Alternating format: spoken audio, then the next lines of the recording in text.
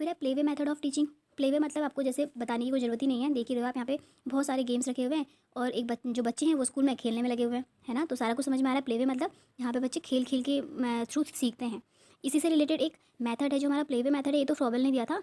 इसी के अभी इसी का एक मॉडर्न नेम आया किंडरगार्टन। किंडरगार्टन में आपने सुना भी होगा, स्कूल्स होते हैं।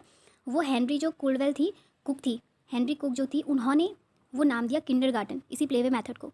इसमें बच्चे खेल खेल के थ्रू सीखते हैं, ठीक है। इसमें सबसे पहले क्या हुआ था, इसमें क्या होता है मतलब एक्चुअल में जो टीचर होता है ना उसको एक गार्डनर की तरह काम करना पड़ता है और बच्चे जो होते हैं वो प्लांट की तरह होते हैं, ऐसा मानते हैं लोग कि एक जो टीचर होता है वो माली होता है और बच्चे जो होते हैं वो पेड़ पौधे होते हैं। तो बच्चों को सींचता है एक माली, ठीक है, प्यार से खेल खेल में। तो ये है मतलब किंडरगार्टन मतलब क्या होता है, बच्चों का बगीचा, ठीक है। और प्लेवे मेथड मतलब खेल विधि जिसमें बच्चे खेल खेल में सीखते हैं, फ्रॉबेल ने दिया था। इंपॉर्टेंट मेथड है, बहुत बार पूछा गया है और आता है एग्जाम में। इसके बाद है brain storming method of teaching.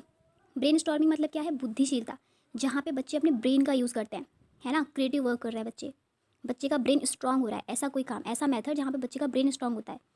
आप बच्चों से क्वेश्चन पूछोगे, बच्चे अचानक से कोई आंसर दे रहे हैं, आइडियाज़ निकल के आते हैं बच्चों से। आप बच्चों को कोई प्रॉब्लम दे दोगे ग्रुप में, फिर बच्चों से बोलोगे चलो सोचो और अपने अपने आइडियाज़ दो, तो हर बच्चा उस प्रॉब्लम में एक अलग पॉइंट आपको देगा। तो इसमें अलग अलग बच्चों से अलग अलग आइडियाज़ आपको मिलते हैं, बच्चे अपने दिमाग पे जोर डालते हैं, सॉल्यूशंस ढूंढते हैं, है ना। तो इसमें कुल मिला के सारा काम ब्रेन का ही होता है, ब्रेन स्ट्रांग होता है इस मेथड से। क्रिएटिविटी डेवलप होती है बच्चों की, इमेजिनरी पावर डेवलप होती है, आइडियाज़ कलेक्ट करते हैं बच्चे। तो ये मेथड है, ऑसबर्न ने दिया था। उसके बाद है Montessori method of teaching. Montessori method क्या है, ये भी खेलों को ही, जो मारिया मॉन्टेसरी थी, इन्होंने जो है ये फिलॉसफी पे बिलीव करती थी, नेचुरल फिलॉसफी में, प्रकृतिवादी थी ये।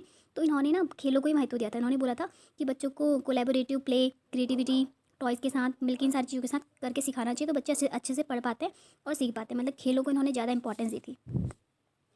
इसके बाद हमारा इंडक्टिव मेथड ऑफ टीचिंग। जो इंडक्टिव मेथड है इसमें 3 पॉइंट लिखे हुए, एक तो specific to general, example to rule, known to unknown. इसमें हम क्या याद करते हैं, जो इंडक्टिव मेथड होता है इसमें हम नोन टू अननोन जाते हैं, मतलब जो चीज़ हमें पहले से पता है उन चीज़ों की हेल्प से हम जो चीज़ हमें नहीं पता उनको डिस्कवर करते हैं। स्पेसिफिक मतलब हम एग्जाम्पल्स दे देते हैं बच्चों को पहले, फिर रूल की साइड जाते हैं। फॉर एग्जाम्पल जैसे अगर आप बच्चों को संख्या पढ़ा रहे होगे तो पहले बच्चों को आप एग्जाम्पल दे दोगे कि बच्चों बताओ आपका नाम क्या है, अपना नाम लिखो। सब बच्चे अपना अपना नाम लिखेंगे, अपने फ्रेंड्स का नाम लिखो, अपने जहाँ आप रहते हो उसका नाम लिखो, ठीक है। फिर आपने सारे एग्जाम्पल्स दे दिए, स्पेसिफिक चीज़ें बच्चों ने लिख दी। अब रूल बताओगे कि एक्चुअल में है क्या, उसको जनरलाइज करोगे। फिर आप कहोगे बेटा जो आपने नाम लिखे हैं ना, इसमें जो आपके नाम है, आपके प्लेस के नाम है, इन सभी को तो संज्ञा कहते हैं।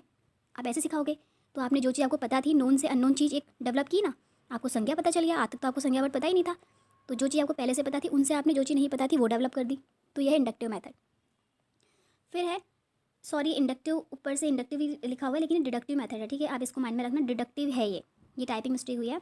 तो जो डिडक्टिव मेथड होता है इसमें क्या होता है, जस्ट इंडक्टिव का अपोजिट होता है।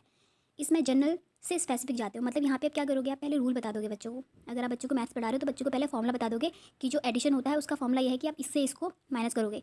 या फिर जो भी चीज़ पढ़ा रहे हो, परसेंटेज निकालना सिखा रहे हो तो परसेंटेज का फॉर्मूला बता दोगे कि इस फॉर्मूले से परसेंटेज निकालनी है। उसके बाद बच्चों से बोलोगे बेटा अपनी आपके जो नंबर आए ना उसकी परसेंट निकालो, बेटा ये वाला रूल है, ये वाला फॉर्मूला है, अपनी डेट ऑफ बर्थ निकालो।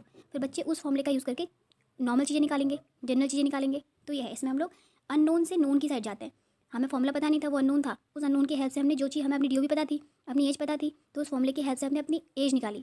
अननोन से नोन चीज़ों की तरफ जाते हैं डिडक्टिव मेथड में। निगमन विधि बोलते हैं, अरस्तु ने दी थी, ठीक है। तो ये सारे मेथड्स थे, इसमें बहुत सारे मेथड्स हमने कवर कर लिए, जो रह गए हैं उन्हें हम पार्ट सेकंड इसका आएगा उसमें कवर करेंगे। इस टेबल का आप स्क्रीनशॉट ले लीजिए, इंपॉर्टेंट है सारे मेथड, इनके जो जिन्होंने इसको दिया था इन मेथड्स को, उनके नेम भी इंपॉर्टेंट है, इन्हें आप लर्न कर लीजिएगा। मिलता है नेक्स्ट वीडियो में। Thank you. अगर वीडियो अच्छी लगी हो तो अपने फ्रेंड्स को शेयर कर दीजिएगा। अगर हम इतनी मेहनत कर रहे हैं तो आपको एक लाइक और शेयर करने में कोई बहुत ज़्यादा मेहनत तो नहीं लगती है, तो अगर वीडियो अच्छी लगी हो तो लाइक कर दीजिएगा, अपने फ्रेंड्स को शेयर कर दीजिएगा। मिलते हैं नेक्स्ट वीडियो में। Thanks for watching.